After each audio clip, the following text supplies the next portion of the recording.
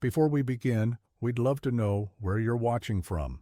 Drop a comment and let us know.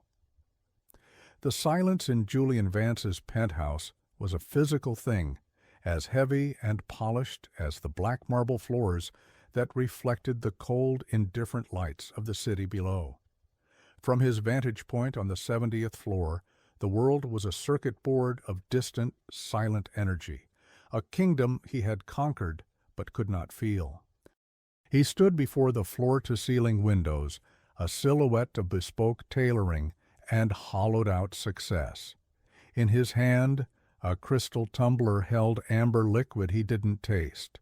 The phone on his monolithic desk had just delivered the news. The Nakashima merger was complete, a deal worth 10 figures, a crowning achievement that should have been a thunderclap of triumph, but landed in the vast emptiness of his life as a mere whisper. He was 35 years old, a titan of industry, a name that commanded respect on Wall Street and fear in his competitors. He was also utterly, profoundly alone. The architecture of his life was built on the foundations of a single, all-consuming loss, Ilara. Her name was a ghost on his lips, a memory he kept locked in a vault as sterile as his home.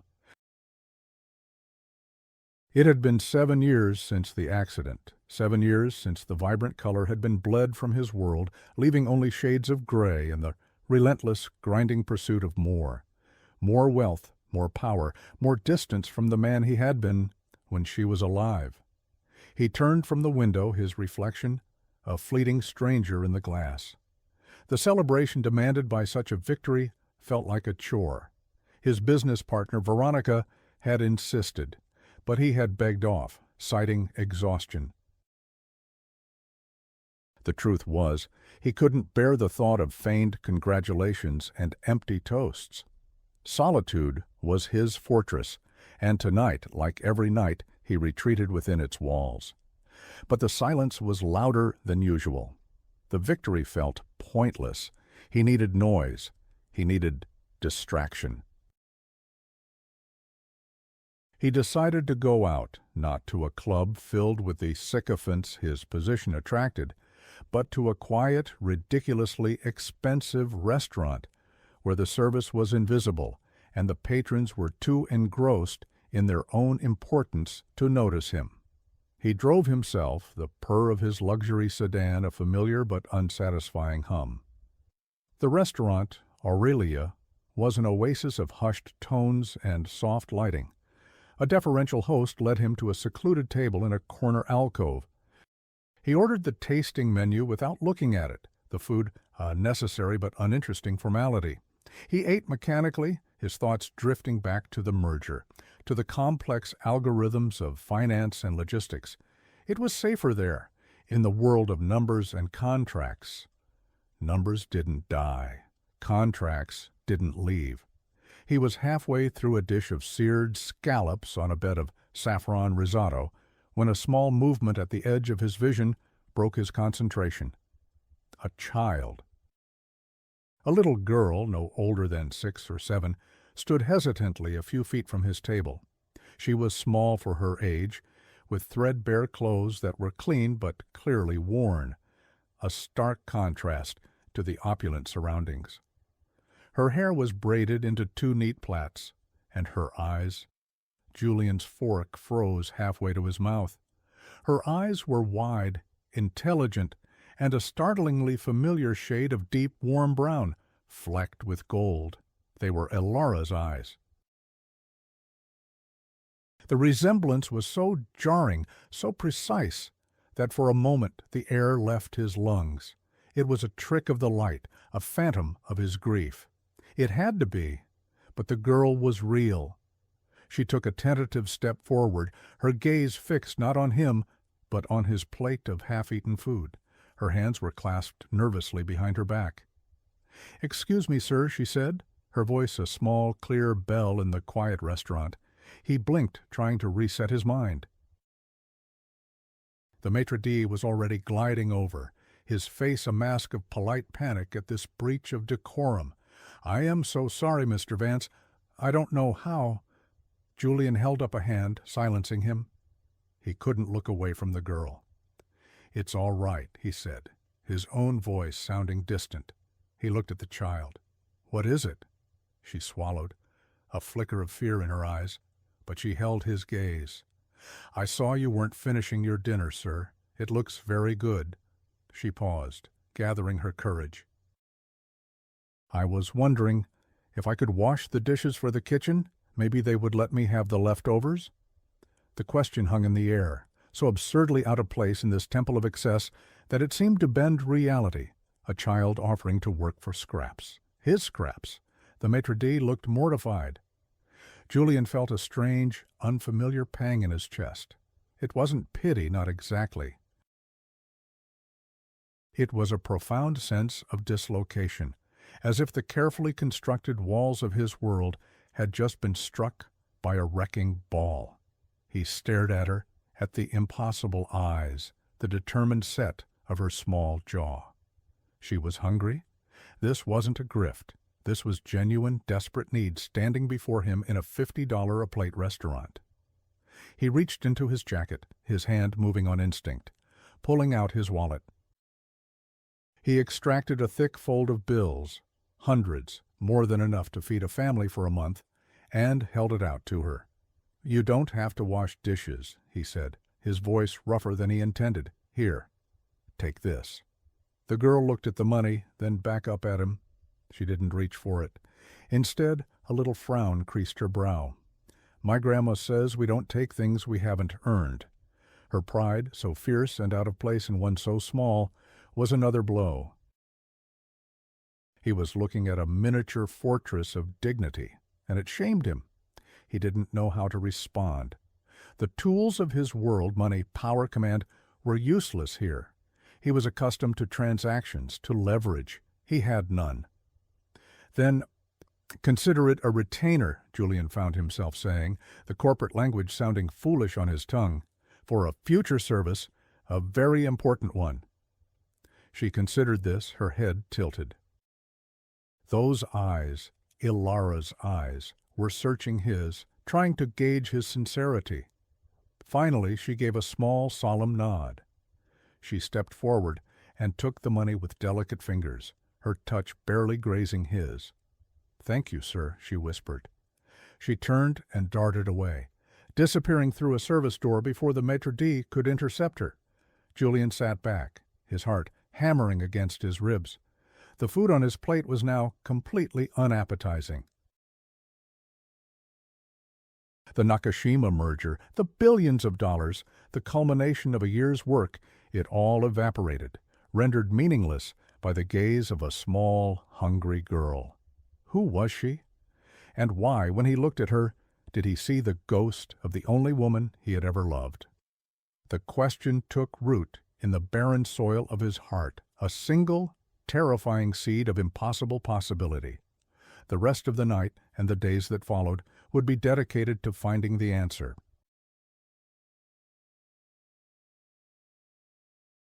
The image of the girl was burned onto the back of his eyelids. He didn't sleep. He paced the length of his penthouse, the city lights mocking his turmoil. He canceled his morning meetings, an act so out of character that his assistant called back 3 times to confirm. "Is everything all right, Mr. Vance?" she had asked, her voice laced with concern. "Everything has changed," he'd replied, and hung up. He couldn't get her face out of his mind. The eyes. It was more than a passing resemblance, more than a trick of his grieving mind. It was a perfect, living echo. Ilara's eyes, her chin, the determined way she stood her ground. He'd seen that same look 1,000 times when Ilara was defending one of her charitable causes, her passion a bright, beautiful fire he had once warmed himself by and later, foolishly, tried to contain. He pulled up the contact for Marcus Thorne, his private investigator. Marcus was a former detective, a man of unparalleled discretion and efficiency who had handled sensitive corporate and personal matters for Julian for years. He was the only person Julian trusted to navigate the shadows.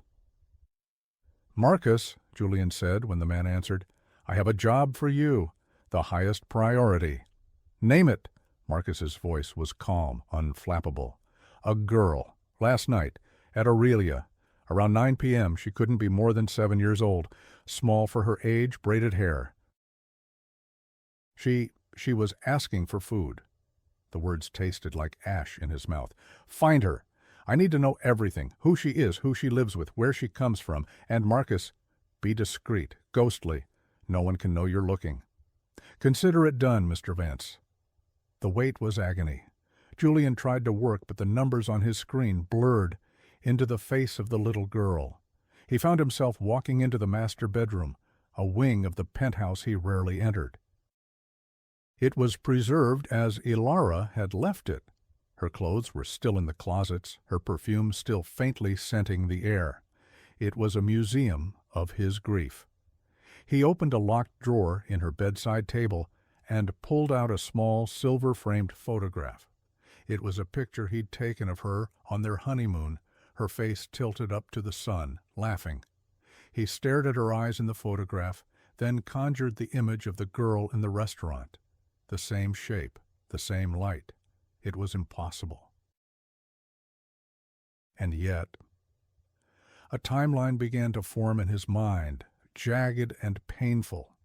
Ilara had died 7 years ago. The girl was about 6, maybe 7.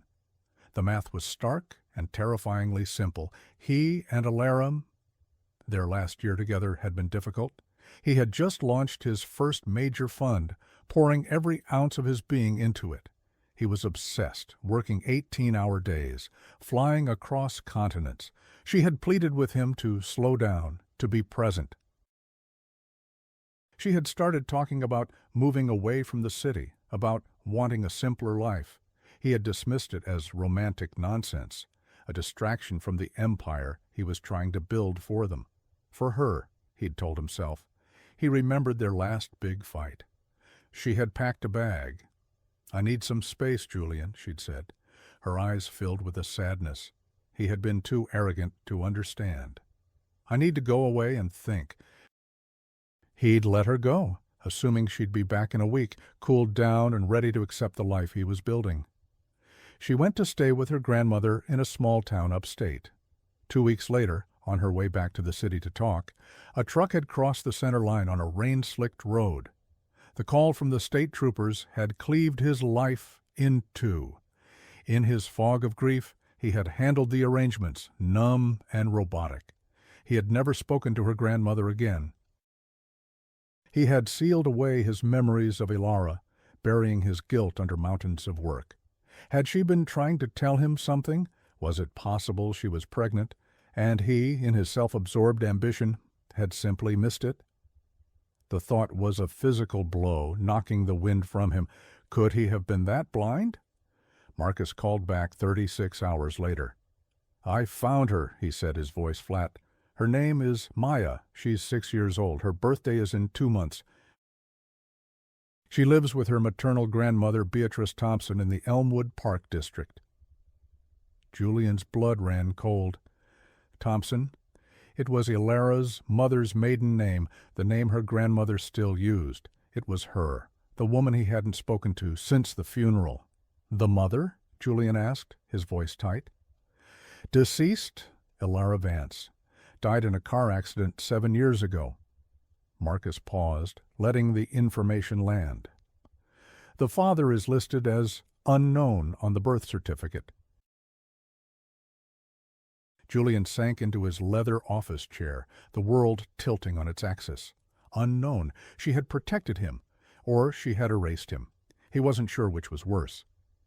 Send me the address, he managed to say, and a photo of the girl. Minutes later, an encrypted file arrived. He opened it. It was a picture of Maya, taken from a distance. She was sitting on the cracked front steps of a run-down brick apartment building, drawing in a notebook with a look of intense concentration. Next to her was an older woman with tired lines on her face, but a straight, proud posture. Beatrice. Julian stared at the image, at the peeling paint on the doorframe, the single sad-looking flower pot on the windowsill. This was her world. This was the life his His daughter was living while he sat in a glass tower counting his billions. He had to see her again, not in a restaurant, not in a photograph. He needed to see her in her own life. That afternoon, he drove his understated sedan, the one he kept for times he didn't want to broadcast his wealth, to Elmwood Park. The neighborhood was a world away from his.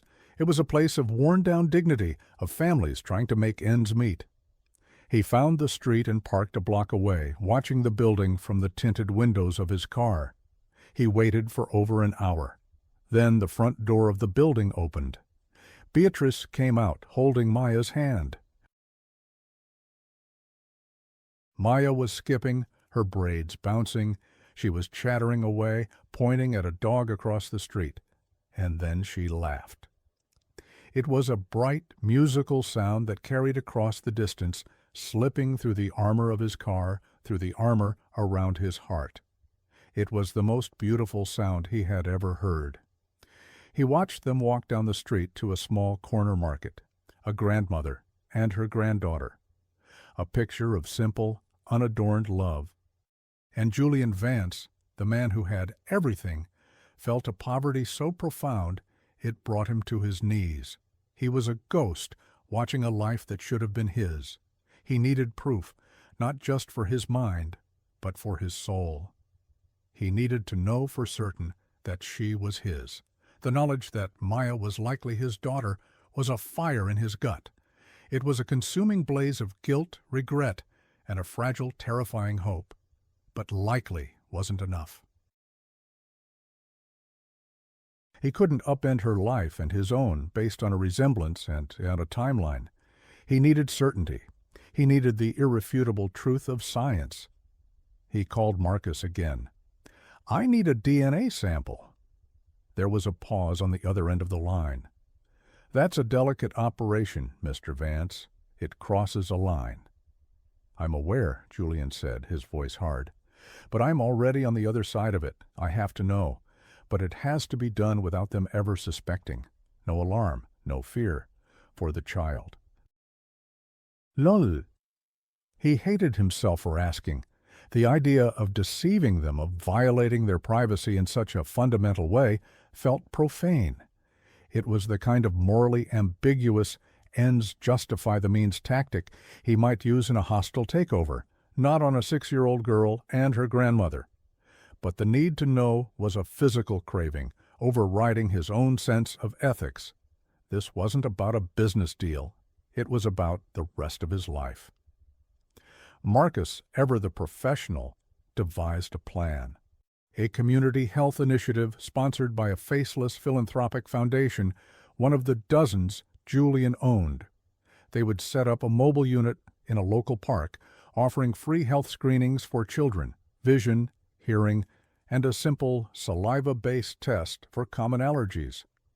It was clean, benevolent, and Beatrice, who likely couldn't afford regular checkups for Maya, would almost certainly take advantage of it. The saliva sample was all they needed. The 2 weeks it took to organize the event and wait for the results were the longest of Julian's life. He was a phantom, haunting the edges of Maya's world. He'd drive to her neighborhood parking blocks away, just to catch a glimpse of her playing in the small patchy park or walking hand in hand with Beatrice. He learned her routine. He saw the way she'd stop to talk to stray cats, the way she'd help her grandmother carry the single bag of groceries. Each observation was a fresh twist of the knife. He was a stranger to his own child. During this torturous wait, he delved into his own past, forcing himself to look at the memories he had locked away. He pulled out the box of Ilara's things he'd never been able to throw away but couldn't bear to look at. Inside, beneath a stack of her favorite books, was a leather-bound journal. His hands trembled as he opened it. Her elegant script filled the pages. He scanned the last entries from the weeks before she died. October 12th. Julian is closing the Henderson deal. He was on the phone with Tokyo until 3 a.m. I tried to talk to him this morning to tell him my news, but he just looked right through me. His eyes were on the stock ticker on his screen. It felt like I was interrupting a more important conversation. I couldn't say the words. How do you give the most beautiful news in the world to a man who isn't there to hear it? October 19th, I feel the baby move for the first time. A tiny flutter. It's our secret. I'm scared, but I'm also so full of love it feels like I might burst. I'm going to go to Grandma's for a while, away from the noise of the city and the even louder silence in our apartment. I need to think. I need to figure out how to bring this child into a world with a father who has forgotten how to live in it. Julian had to stop reading. A strangled sob escaped him, a sound of pure agony. It was all there. She had tried. She had wanted to tell him. He hadn't been there to listen. His ambition hadn't just created distance. It had built a wall so high that the most important news of his life couldn't get over it. The guilt was a physical weight, pressing down on him, crushing him. She hadn't erased him. He had erased himself. The day the results were due, Julian couldn't sit still. He paced his office, ignoring the frantic calls from his team about the Nakashima integration. None of it mattered. His entire existence had narrowed to a single pending phone call. It finally came late in the afternoon. It was Marcus. "I have the lab report, Mr. Vance," Marcus said, his voice devoid of emotion. Julian held his breath. "And?" "Paternity panel results. The probability of paternity is 99.999%. The words struck Julian with the force of a physical impact. He sank into his chair, the phone slipping from his grasp and clattering onto the desk. 99.999%. It was real. She was his. Maya, his daughter. The world fractured, the cold, sterile reality he had inhabited for 7 years, shattering into a million pieces. Through the cracks, a terrifying, brilliant light poured in. It was the light of love, of regret, of a second chance he never knew existed and certainly didn't deserve. He wasn't just a grieving widower anymore. He was a father who had been absent for the entire 6 years of his child's life. The hollow ache of loss he had carried for Ilara was suddenly transformed. It was now intertwined with a fierce, desperate need to know his daughter, to protect her, to somehow make up for the years he had stolen from them both. He looked at the picture of Maya on his screen, her small, serious face bent over her drawing pad. He had to go to them, not with investigators or lawyers, but as himself, as her father. And he had to be ready for the very real possibility that they would want nothing to do with him. The drive to Elmwood Park was different this time. He wasn't an observer anymore. He was a supplicant. He had rehearsed what he would say 100 times, but now, as he parked in front of the worn brick building, the words felt flimsy and inadequate. How do you apologize for 6 years of absence? How do you explain a blindness so profound it cost you everything? He dressed down, choosing simple trousers and a plain gray sweater, hoping to seem less like an invading force from another world. As he walked up the cracked concrete steps, his heart hammered against his ribs like a trapped bird. He pressed the buzzer for apartment 3B. A moment later, a staticky voice crackled through the speaker. "Who is it?" "My name is Julian Vance," he said, his voice unsteady. "I need to speak with Beatrice Thompson. It's about Ilara." There was a long silence. He could feel the suspicion radiating through the intercom. Finally, the lock buzzed, a harsh grating sound. He pushed the heavy door open and entered a dimly lit hallway that smelled of old carpets and disinfectant. He climbed the 2 flights of stairs, each step feeling heavier than the last. The door to 3B was ajar. Beatrice stood in the doorway, her arms crossed. She was thinner than he remembered from the funeral. The lines of hardship etched deeper into her face, but her eyes were sharp and intelligent, and they held no welcome. They held the cold, hard memory of old grief. "Mr. Vance," she said, her voice brittle, "I can't imagine what you could possibly have to say to me after all this time." "Please," he began, his prepared speeches vanishing from his mind. "Can I come in? I I know this is unexpected. I wouldn't be here if it wasn't desperately important." She studied him, her gaze unwavering. He saw a flicker of Alara's stubbornness in her jawline. She was a guardian at the gate, and he was the enemy she had long expected. Then, from behind her, a small voice piped up. "Grandma, who is it?" Maya peeked around Beatrice's legs. Her eyes widened in recognition. "It's the man from the restaurant," she said, not with fear, but with a child's simple curiosity. The sight of her, so small and real and alive, stole his breath. He could feel the truth of her existence in his very bones. It was in this moment, looking from Beatrice's guarded face to Maya's open one, that he knew he couldn't lie or obfuscate. He had to lead with the raw, terrifying truth. Beatrice's expression softened infinitesimally at the sound of her granddaughter's voice. She gave a heavy, reluctant sigh and stepped back, opening the door wider. "Fine. 5 minutes." He stepped inside. The apartment was tiny, meticulously clean, but every surface showed its age. The furniture was old and mismatched. The threadbare rug in the center of the living room was worn through in places. But it was filled with a warmth his penthouse could never replicate. The walls were covered in Maya's drawings, bright, cheerful explosions of color. A small vase on the windowsill held a single, wilting daisy. It was a home built of love, not money. "What do you want, Mr. Vance?" Beatrice asked, her arms still crossed. He turned to face her, his gaze dropping to Maya, who was now hiding shyly behind her grandmother's legs, peeking at him. He took a deep breath. "I know about Maya," he said, his voice quiet but clear.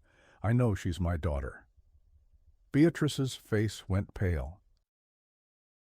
The armor of her anger and suspicion cracked, revealing a deep, weary pain beneath.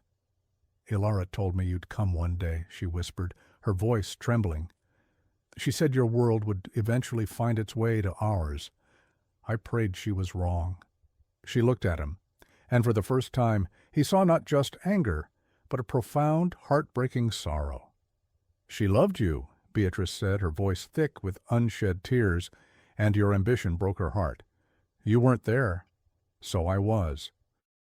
I have been here every single day. You don't get to just show up 6 years later and claim a title you never earned." Her words were a blade, sharp and true, and they pierced him to the core. He didn't flinch. He deserved every bit of her scorn. "I know," he said, his own voice raw with emotion. "I know I don't deserve it. I'm not here to claim anything. I'm here to ask, to beg if I have to. Let me be a part of her life. Let me try to be the father I should have been all along." He looked past Beatrice to Maya, whose wide, curious eyes were still fixed on him. "Please." The weeks that followed were a delicate, painful negotiation. Julian didn't push. He didn't arrive with lawyers or offers of trust funds.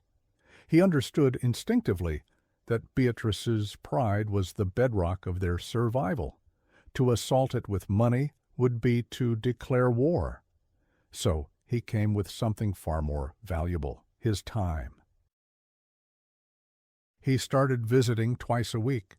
At first, Beatrice would sit in the small living room like a hawk, her arms crossed, watching his every move as he sat stiffly on their lumpy sofa. Maya was shy, speaking only in whispers to her grandmother.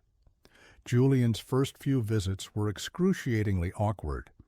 He, a man who could command boardrooms and bend markets to his will, was rendered powerless by the silence of a 6-year-old girl. He began by bringing things they needed, but in a way that didn't feel like charity. He'd show up with 2 large bags of groceries. "My housekeeper bought the wrong brand," he'd lie, placing them on the small kitchen counter. "I figured you could use them." Beatrice would eye him with suspicion, but accept them with a terse nod. He noticed a persistent flicker in the overhead light and the drip of the kitchen faucet. The next day, he sent a trusted, discreet handyman. When Beatrice protested, he said simply, "A man from my building maintenance team owed me a favor. It's no trouble." Slowly, cautiously, the frost began to thaw. He learned to talk to Maya not as an adult, but as a child. He noticed her drawings taped all over the walls. "You're a wonderful artist," he said one afternoon, pointing to a vibrant picture of a smiling sun over a purple house. She peeked at him from behind the sofa. "That's our house," she whispered. "And that's Grandma in the window." "It's beautiful," he said. "You have a real gift." The next time he came, he brought a large professional set of art supplies, colored pencils, charcoal sticks, thick pads of high-quality paper, not a toy, but a tool. He presented it not as a gift, but as an investment. "For a great artist," he said simply. Maya's eyes lit up. For the first time she came and sat near him, carefully opening the box and touching the pencils as if they were jewels. Beatrice watched from the kitchen, and Julian saw the rigid line of her shoulders soften, just for a moment. He was learning their language. It wasn't about what you gave, but how you gave it. He began to see Ilara in Maya constantly. It was in the way she'd chew on her lip when she was concentrating on her drawing, the way she'd tilt her head when she was curious. It was a beautiful, heartbreaking echo. He started telling her stories about her mother, small things he thought a child could understand.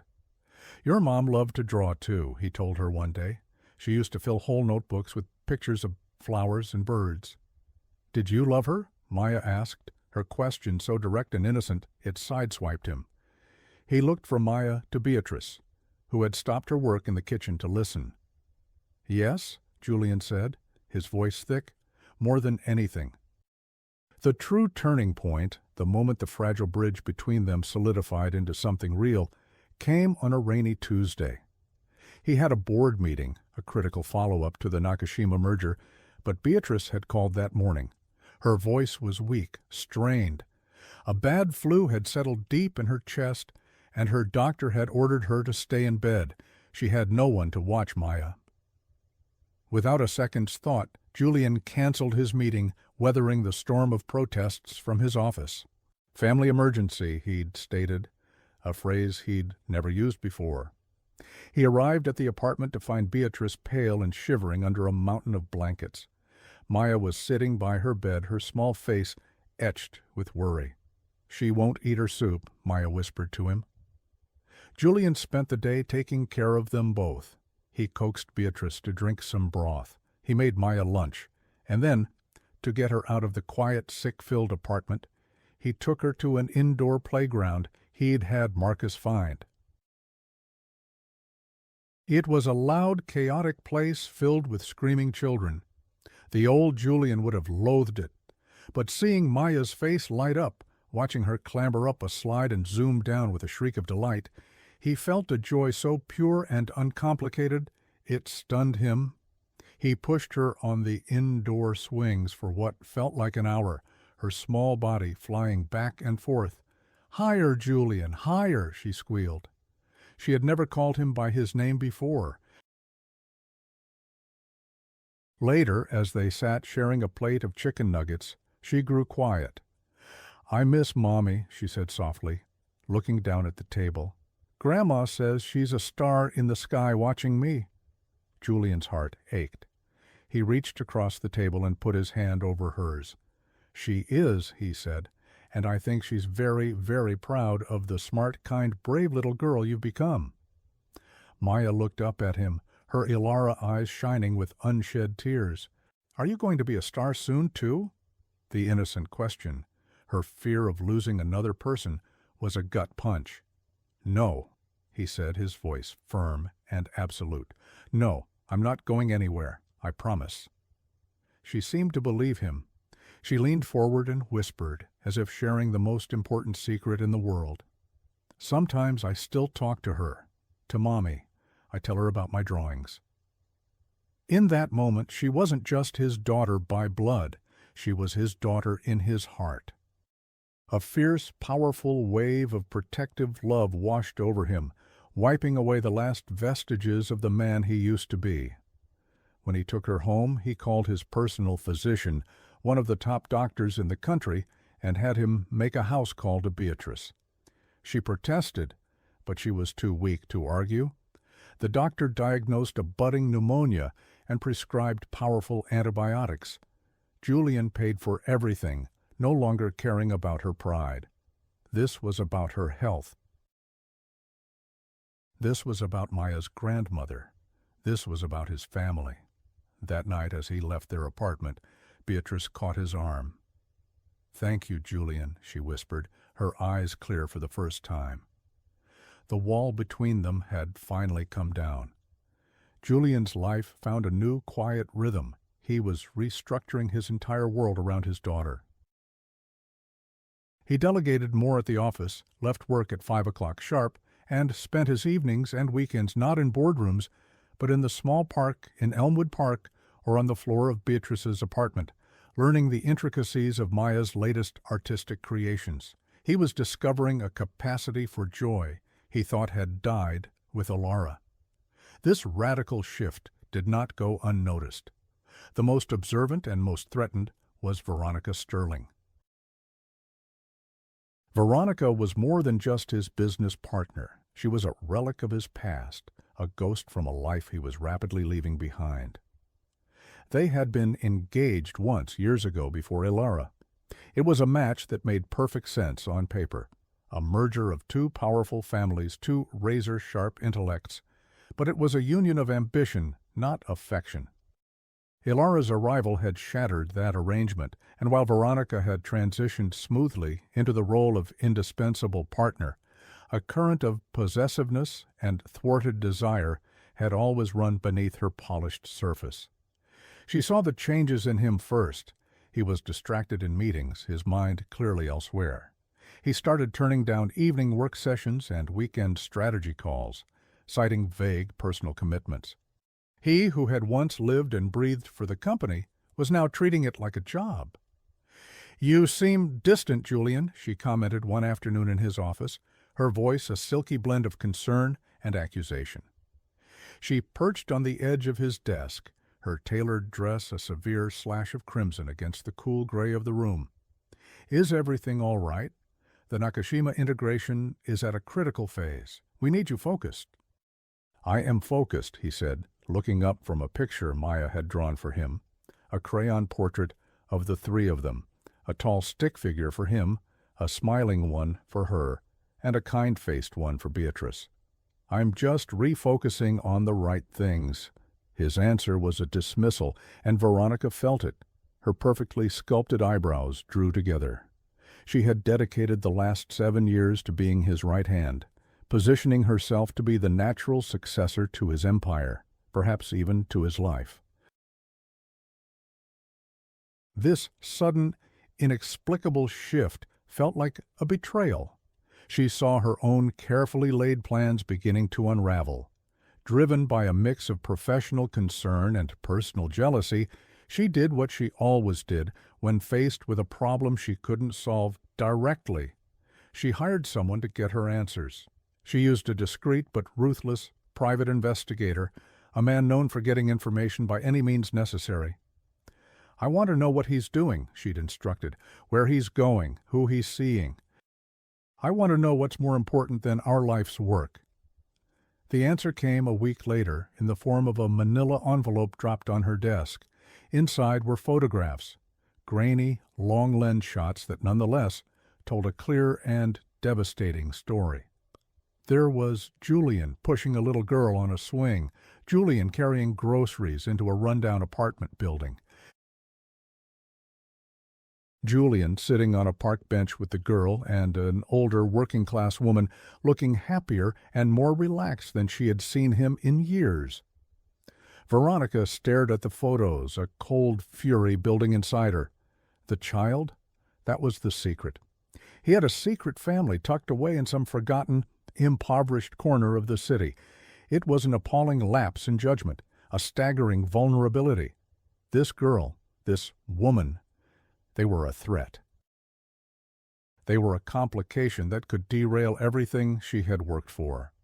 Julian's carefully constructed public image as a solitary, focused genius was a corporate asset. This messy, sentimental secret could tarnish that image, and by extension, the company and her own standing. She looked closely at the little girl's face.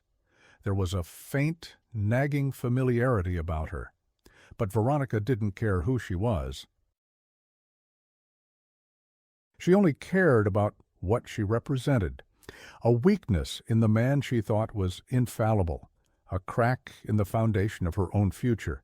And Veronica Sterling was an expert at exploiting weakness. She saw the merger with the European conglomerate, a deal even bigger than Nakashima, on the horizon. It would require perfect optics, a flawless narrative. This secret child was a narrative bomb, and Veronica knew just how to light the fuse. Veronica planned her attack with the same cold precision she applied to a corporate takeover. The target was not Julian directly, but the new life he was so carefully building. The weapon was public opinion. The timing had to be perfect. The final negotiations for the landmark merger with Sterling Vance's European counterpart, a massive family-owned conglomerate called a prestigious university called Rousseau Global, were in their final delicate stages. The patriarch, Jean-Luc Rousseau, was a notorious traditionalist who valued image and stability above all else. Any hint of scandal could crater the entire deal. Julian was blissfully unaware, lost in his new world. He was planning Maya's 7th birthday. It was to be her first real party. He'd rented out a small community hall, hired a magician, and was working with Beatrice on the guest list. A dozen small friends from her school and neighborhood. The joy he found in these simple preparations was more profound than any billion-dollar contract. He felt like he was finally breathing after years of holding his breath. He was in a toy store, agonizing over whether to buy the giant box of Legos or the life-size dollhouse, when his phone began to vibrate incessantly. It was his head of PR. He ignored it, then saw a flurry of texts from his executive team. He finally answered, a knot of dread tightening in his stomach. "Julian, you need to see this," his PR chief said, his voice tight with panic. "Page 6, the Daily Chronicle. It's everywhere." Julian's blood ran cold. He pulled up a news site on his phone. The headline screamed at him in bold, lurid print. "Billionaire loner Julian Vance's secret shame, the love child he kept hidden in the slums." Below it was one of the photos Veronica's PI had taken, a picture of him and Maya outside her apartment building. The article was a masterpiece of insinuation and veiled accusation. It painted him as a cold-hearted plutocrat who had abandoned his illegitimate child, only to recently resurface for unknown, likely nefarious reasons. It portrayed Beatrice as a long-suffering victim, and Maya as a pawn. The story was crafted to inflict maximum damage, to transform his beautiful private reconciliation into something sordid and ugly. His first thought was of them, of Maya and Beatrice. He called Beatrice immediately. She answered on the first ring, her voice trembling. "Julian, there are people outside, men with cameras. They're shouting questions. Maya is terrified." "Lock the door. Don't speak to anyone. I'm on my way," he said, his voice a low, dangerous growl. The joy of moments before had curdled into a cold, hard rage. This was Veronica's work. He knew it with absolute certainty. She had found his one vulnerability and struck with brutal efficiency. He raced to Elmwood Park, the drive a blur of fury. As he turned onto their street, he saw the chaos. 2 news vans were parked haphazardly, their satellite dishes aimed at the sky. A pack of reporters and photographers swarmed the front steps of the building, shouting questions at the closed door of apartment 3B. They were vultures circling. He parked his car and shoved his way through the throng, his face a mask of thunder. "Get away from her home!" he roared, his voice cutting through the noise. The cameras and microphones immediately swiveled to him. Questions flew like bullets. "Mr. Vance, is it true? Is she your daughter? How long have you been hiding her?" He ignored them all, pushing his way into the building and slamming the door behind him. He ran up the stairs and banged on Beatrice's door. "Beatrice, it's me. It's Julian." She opened the door, her face ashen. Maya was hiding behind her, crying silently. He knelt down immediately, pulling Maya into a fierce hug. "It's okay, sweetie. I'm here. I won't let anyone bother you." He looked up at Beatrice, his own eyes filled with a pain that mirrored hers. "This is my world," he said, his voice choked with regret. "The world you were afraid of. I am so sorry I brought it to your door." The firestorm Julian had walked into was worse than he could have imagined. His phone was a constant explosion of calls from his board members, his lawyers, the furious executives at Russo Global. The merger, the culmination of 2 years of work, was on the brink of collapse. The carefully cultivated image of Sterling Vance was in flames.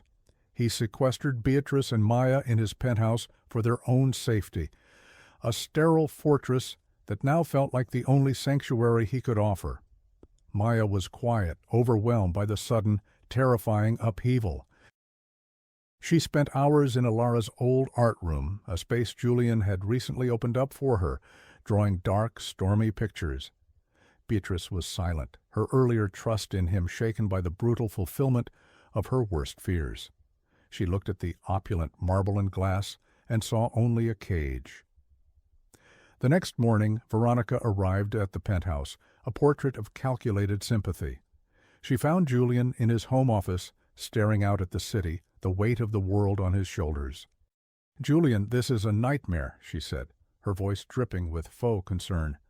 "Jean-Luc Rousseau is threatening to pull out. The board is calling for an emergency meeting. We have to contain this." He turned to face her, his eyes cold and hard. He saw right through her performance. He saw the architect of his pain cloaked in the guise of an ally. "What do you suggest, Veronica?" he asked, his voice dangerously quiet. "It's simple," she said, walking closer. She placed a hand on his arm. "We issue a statement, a strong denial. We call this what it is, a malicious rumor, a disgusting fabrication by a tabloid looking for a headline. We find this woman, this Beatrice, and we give her a settlement, a generous one. Enough for her and the child to disappear somewhere and live comfortably. They go away, the story dies, and the deal is saved." She looked at him, her eyes gleaming with ambition. "Think of the deal, Julian. Think of everything we've built. You can't let this distraction destroy it all." This was the moment. The choice was laid bare before him, as clear as the view from his window. On one side was Veronica, the deal, the empire, everything he had once thought he wanted, the sterile, powerful, empty world that had cost him Ilara. On the other side was a terrified little girl, drawing stormy pictures in the next room, and the memory of a promise he'd made on a playground swing. "I'm not going anywhere." The old Julian, the man he had been just a few months ago, would have taken the deal. He would have cut his losses, managed the optics, and written a check to make the problem vanish. He would have sacrificed the girl and her grandmother on the altar of his ambition. But that Julian was dead. He had died in a run-down apartment, in a chaotic indoor playground, in the quiet moments of learning to be a father. He looked at Veronica, at her perfectly composed face, at the cold, transactional nature of her soul, and he felt a profound cleansing wave of revulsion. She wasn't just offering him a business strategy. She was offering him a return to the prison he had just escaped. He slowly, deliberately removed her hand from his arm. "The deal," he said, his voice flat. "The company. It's just business." He looked past her towards the hallway that led to Maya's room. "She is my daughter." Tch! Veronica's mask of sympathy slipped, revealing the raw fury beneath. Don't be a fool, Julian. You're throwing away everything for a child you didn't even know existed a few months ago, for some woman from the slums." "That woman," he said, his voice now rising with a power she had never heard before, a power that came not from wealth, but from love, "is my daughter's grandmother. They are my family. And you are right about one thing. I have been a fool, for years, but not any more." He walked past her, leaving her standing alone in the center of the vast, empty room. He knew what he had to do. It wasn't about containment or denial. It was about declaration. He picked up his phone, but he didn't call his lawyers or his PR team. He called the one person whose trust he needed to earn back above all others. He walked to the art room and stood in the doorway, watching Maya draw. Beatrice was sitting with her back to him. "Beatrice," he said softly. She turned, her expression guarded. "I'm calling a press conference this afternoon. I'm going to tell them the truth, all of it." She looked at him, searching his face. "And what truth is that, Julian?" "That Maya is the best thing that has ever happened to me," he said, his voice thick with an emotion he no longer tried to hide. "That I failed her mother, but I will not fail her. And that any world, any business, any deal that asks me to choose between it and her is a world I want no part of." In that moment Beatrice saw him, not the billionaire magnate, not the ghost from Alara's past, but the father to her granddaughter, a man who was finally truly present. A slow, hesitant smile touched her lips. "It's about time," she said. Julian didn't hold the press conference in the cold corporate theater of his office building. He held it on the front steps of his own home, the place he was determined to make a real home. He didn't stand behind a podium flanked by lawyers. He stood alone, exposed and vulnerable, facing the same media circus that had terrorized his family. He didn't read from a prepared statement. He spoke from the heart, his voice steady and clear, amplified by the microphones, but powered by a newfound conviction. "There have been stories circulating about me and my family," he began, his gaze sweeping over the sea of reporters. "And I am here today to set the record straight. The stories are true." A wave of murmurs rippled through the crowd. "I have a daughter," he continued, and a proud, radiant smile broke across his face. "Her name is Maya. She is 6 years old, almost 7. She loves to draw, she's afraid of thunderstorms, and she has the kindest, bravest heart of anyone I have ever known. She is the daughter of the love of my life, Alara Vance, who I lost 7 years ago." He paused, letting the weight of his words sink in. He admitted his own failings with a raw honesty that silenced the cynical press corps. "Due to my own mistakes, my own blindness, I was not a part of my daughter's life for her first 6 years. That is a failure I will live with for the rest of my days. It is my deepest regret, but I will not regret another moment. My priority from this day forward is to be the father that she deserves." A reporter shouted a question. "Mr. Vance, what about the Rousseau merger? This admission could kill the deal." Julian looked directly into the camera that was broadcasting his words to the world. "Some of you know me as a businessman, and in business you are sometimes faced with a choice. I have been faced with such a choice between a business deal and my daughter, and it is the easiest choice I have ever made." He took a deep breath. "Effective immediately, I am stepping back from my role as CEO of Sterling Vance to focus on my family. As for the Rousseau merger, if my commitment to my child is a problem for them, then they are not the kind of people I want to be in business with. My family is not negotiable." He then looked directly at the camera again, his final words a clear message to one person. "Values are not something you print in a corporate mission statement. They are how you live. My values are now fully aligned with my family. Therefore, my professional partnership with Veronica Sterling is hereby dissolved. The company will carry my name, but our paths no longer run together." With that, he turned and walked back into his home, leaving a stunned and silent press corps in his wake. He had detonated his old life, and he had never felt so free. He went straight to Beatrice and Maya. He didn't have to say a word. Beatrice met him with tears in her eyes, not of sorrow, but of profound relief. She pulled him into a hug. "Ilara would be so proud of you today," she whispered. He knelt down before Maya, who had been watching the whole thing on a television in the other room. She looked at him with her wide, serious eyes. "You talked about me," she said, a small, wondrous smile on her face. "Of course I did," he said, his voice thick with love. "You're the most important person in the world to me." She launched herself into his arms, wrapping her small limbs around his neck in a hug that healed every broken piece of him. "I love you, Daddy," she whispered, the word she had never used before landing in his heart like a benediction. He held her tight, burying his face in her hair, the last walls around his heart crumbling to dust.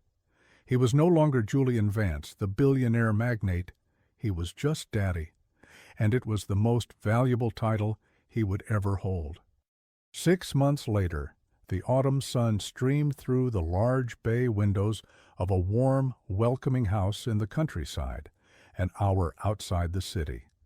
The sterile black marble of the penthouse was a distant memory, replaced by honey-colored hardwood floors, comfortable, lived-in furniture, and walls that were a chaotic, joyful gallery of Maya's art. In the backyard, a sprinkler spun lazy circles of water over a lush green lawn.